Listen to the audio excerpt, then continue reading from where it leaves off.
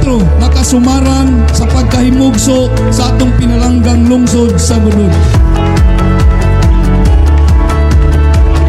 Inubanan sa tima, pagpananom o panaghiusa, pag-ani o kalambuan o sa kabagong yugto alang sa atong komunidad. Sa atong panaghiusa, padayon kitang magmalambuon o maglantaw sa mas mabungahon kaugmaon. Magtinabangay kita aron mapadayon ang panaghiusa para ang lungsod sa Gudod mamahimong modelo sa malinawon nga pakig-uban o ikisribong kalambuan alang sa tanang katawhan.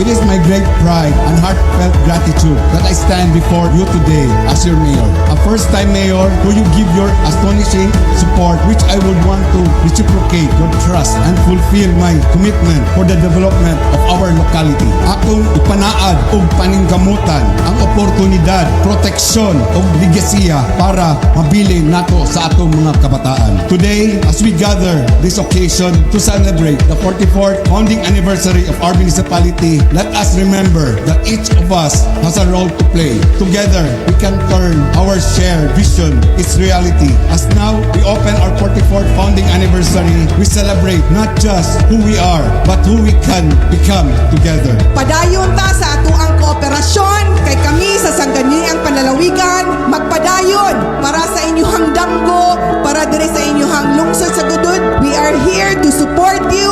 Gudod, happy 44th founding anniversary.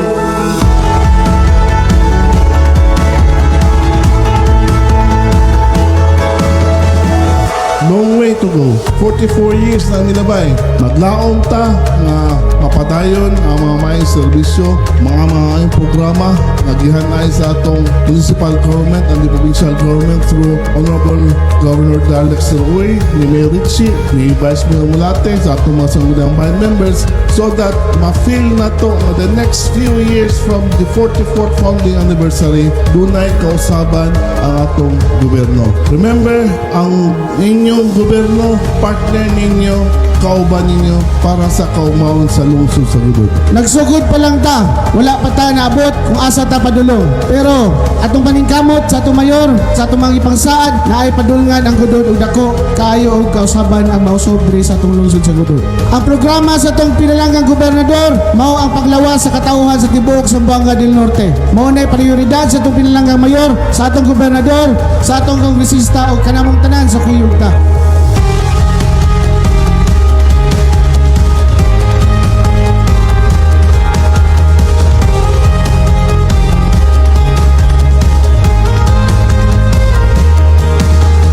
Akong hangyo ninyo isip inyong busy mayor, magtinabangay tatanan. Sayang ang masugda naon niya ni Mayor Richie kung dili nato tabangan. Dili nato ni makapot ng mga programa o mga kalambuan sa atong lungsod kung dili kitang tanan managiusa. Ang inyong pagpakita og talento o ang inyong kinasing-kasing pagsuporta o pagparticipate nini simbolo sa atong panaghiusa. Maghiusa ta hangtod na makabot nato ang tinuod nga kalambuan sa atong lungsod sa Gudod. Celebrate this milestone, may it reminds us of the strong partnership between the local government and the Department of Education, working hand in hand to nurture minds, build characters, and shape a brighter future for the people of Gudod.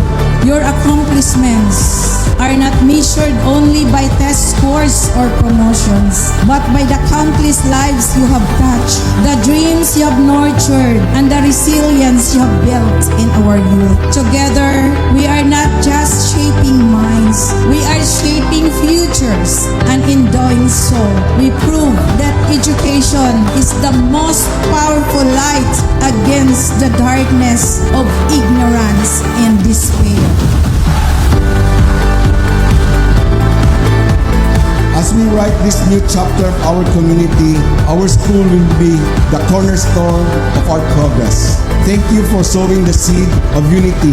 Every single day, let us continue working together to ensure that every child has the opportunity to grow and learn and help build more united and prosperous municipality. Thank you for tonight. Your presence serves as a reminder of what the people of Godod represent.